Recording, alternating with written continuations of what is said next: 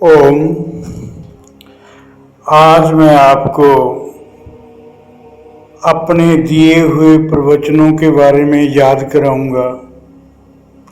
आपकी भूली बिसरी स्मृतियों को फिर से याद करवाने का प्रयत्न करूंगा। मैंने आपको धार्मिक ग्रंथों के बारे में प्रवचन नहीं दिए। हजारों साल पहले लिखे धार्मिक ग्रंथों के उदाहरण व उनकी कथाएं नहीं सुनाई। मैंने केवल आपको जीवन की किताब को पढ़ने का आर्ट सिखाने का प्रयत्न किया है, ताकि आप अपने जीवन के बारे में आत्मनिरीक्षण व आत्म परीक्षण करने के काबिल बन जाएं। अपने जीवन को समझे बगैर, अपने अंतःकरण को जाने बगैर आध्यात्मिक यात्रा शुरू नहीं हो सकती। अगर आपने मुझे जरा भी ध्यान से सुना होगा तो भक्त में भगवान जैसे गुण पैदा करने के काबिल जरूर बन गए होंगे।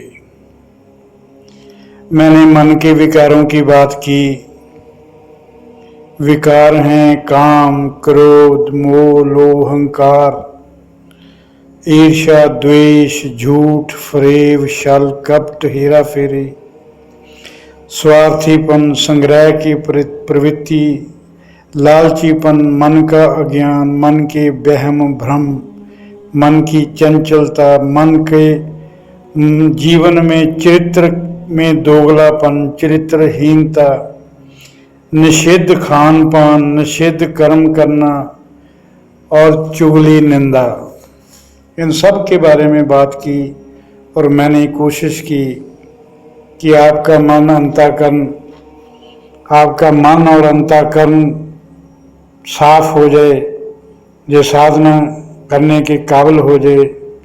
और इससे हटकर मैंने आपसे बात की जन्म मृत्यु, जन्म जीवन मृत्यु, सूक्ष्म शरीर, स्थूल शरीर, सूक्ष्म शरीर, कारण शरीर, शरीर, मन, आत्मा, जागृत, स्वप्न, सुषुप्ति, रजोगुण, तमोगुण, सतोगुण, कर्म प्रधान साधक, विचार प्रधान साधक, भाव प्रधान साधक, कर्म प्रधान, विचार प्रधान और भाव प्रधान।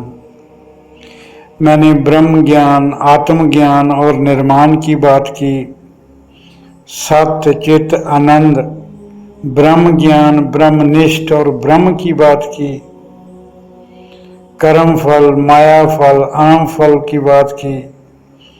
मैंने विवेक, वैराग और बोध, धरती, आकाश, पाताल, तथाता, सृष्टा, तथाता, सजगता, दृष्टा। मैंने कर्म फल की बात की।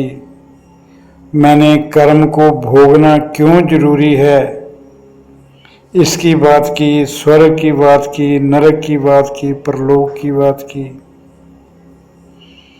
मानव जन्म के आगे की गति के बारे बात की। जीवन क्या है, बीज क्या है, इसके बारे बात की।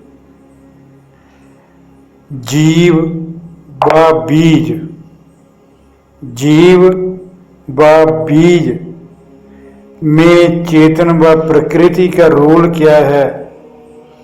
मैंने चेतन शक्ति व क्रिया शक्ति की बात की। ऐसे बात की, सिंपल शब्दों में बात की कि आपकी समझ में सब कुछ आ जाए। और मैंने आपको इतना फ्री हैंड दिया कि जो कुछ आपकी समझ में नहीं आता आप बार बार मेरे को पूछ सकते हो। और जब मैं आपसे कुछ पूछूं तो उस बारे में कोई बहाना नहीं चलेगा, नहीं चलना चाहिए।